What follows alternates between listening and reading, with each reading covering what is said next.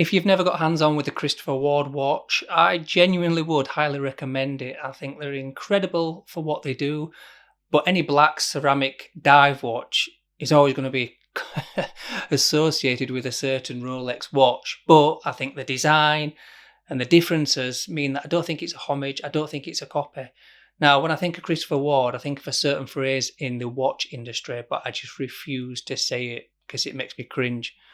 Wonder if you can guess what it is.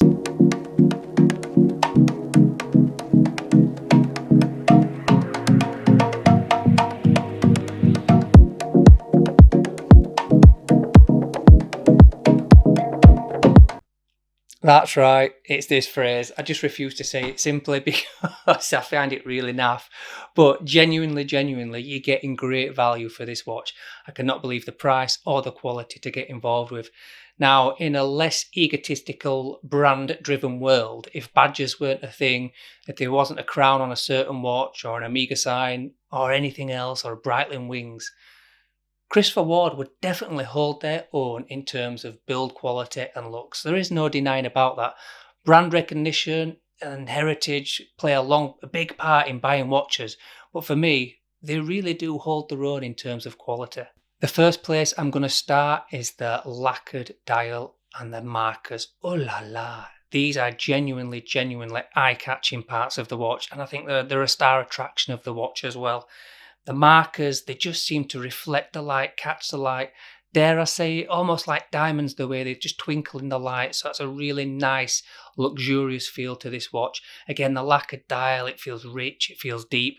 The bezel action, again, really smooth, sound, crisp, clicky noise, which you want from it.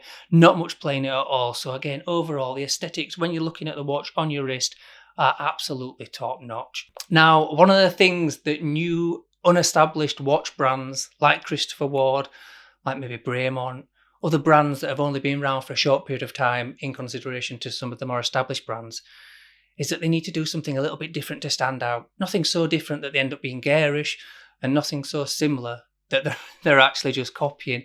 So when Christopher Ward put their logo at the 9 o'clock marker, that's different, that's unique, stands out, but not in a garish way.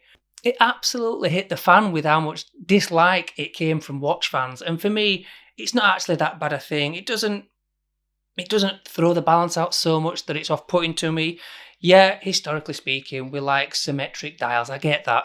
But the Christopher Ward logo isn't a massive turn-off like it is for some people. And speaking of not the norm, their logo, Christopher Ward's logo. Now, I did hear a description of what it actually means. But for me personally, I don't like it. It doesn't stand for anything. It doesn't stir any emotions in me like a crown on the Rolex. Well, they must be the king, or anything you can think of, really. For me, the logo, it's just nothing. It's a bit bland, and I don't particularly like it. Now, that's just me. You might like it. I actually dislike the logo more than I do than the name at 9 o'clock. But that's just me. What do you think? Do you like the logo? Does it mean anything to you? One of the good things about this watch, and I think, why don't more people do this with watches? Now, you're probably looking at this on my wrist, 42mm, thinking, oh, looks a little bit big to him. He should probably not buy it. And at that point, I might agree with you. But they do it in a 38mm and a 40mm. There's so many different sized human beings out there. Why don't more companies take on board what Christopher Ward are doing and just offer same exact watch in different sizes for different people? It's just such a simple, obvious choice, but it works so well. You don't go into Clark's or into a shoe shop and they've just got one size fits all. They don't have one size fits all in jackets, jumpers, jeans, anything that lands on the human body. They have different sizes for it. So why don't more people make same watch, different sizes? Now, having said it's a 42mm and maybe a smidge too big for me personally, the other dimensions of the watch seem to work really well. The 22mm lugs are in fitting with a watch of this size, and the 13.5mm case thickness is hefty. It's established, but it's not too top heavy, which is really important on a larger watch.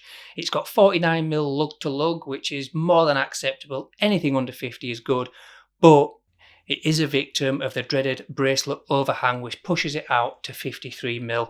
Again, just about wearable for me. Good thing about this watch, it's got an 18mm taper, and we all love a taper, and the case is just a little bit bigger than that 18mm. So overall, really good dimensions, really nice looking watch. And for me, the Lume, Great Lume on Christopher Ward watches, and this one is definitely no different. Absolutely stunning Lume, really, really nice. Now the kicker on this watch, £845. £745 if you take care of what you get vouchers every now and then where you get £100 off a watch. £845. Let me just say that again for you. What you get with this watch is absolutely unbelievable. Apart from a 38-hour power reserve, that is. But it has got a SW200-1, great workhorse, blah, blah, blah. But that power reserve just needs to get a little bit more to just give the watch a little bit more oomph. It's got it in abundance, but I think it needs a little bit more. As we've touched on, the Super Luminova, out of this world, brilliant. Sapphire crystal, good but standard. The ceramic bezel, which is great. And they've got a loomed bezel, as I've already showed you. And I just, for whatever reason, that just adds to a little bit of attention to detail, a little bit more effort. They don't have to do that in an £845 watch, but they do, and it's really good. So this watch has been a joy. Really big thanks to the people at Christopher Ward that reached out and sent it to me. Very much appreciated. And as you can see, it's been an absolute dream to wear. So is Christopher Ward a micro brand? For me, they seem a little the next tier up, aren't they? I think they've taken that next level from micro brand. They're established, they're well known. During lockdown, they advertised on TV for the first time ever, which just takes them to that next step. But what is next for Christopher Ward? For me personally, to get themselves more established, they need to have more brand recognition to be able to compete on a higher level for me. What does that mean? It means bricks and mortar. I think they need to get into established jewellers here in the UK, Ernest Jones, Goldsmiths, Beaverbrooks, anywhere that's national. And I think they'll start, even the non-watch guys will start to look at Christopher Ward and start to like them. Whether they want to go down that route, I don't know. But for me personally, that's what I'd love to see next for Christopher Ward.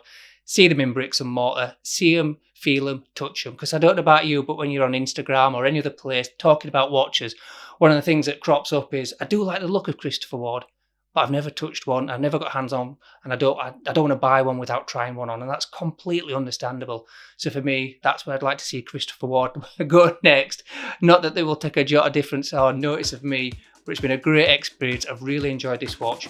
What's really important is they've sent me a link, and I've put that link in the description of this video. Have a go there, guys. Click on there, and it shows that you're actually paying attention and listening. Right, guys, let me know what you think of these watches. The 42 too big? I'll just go buy the 40. Over and out. I'll see you in the next one.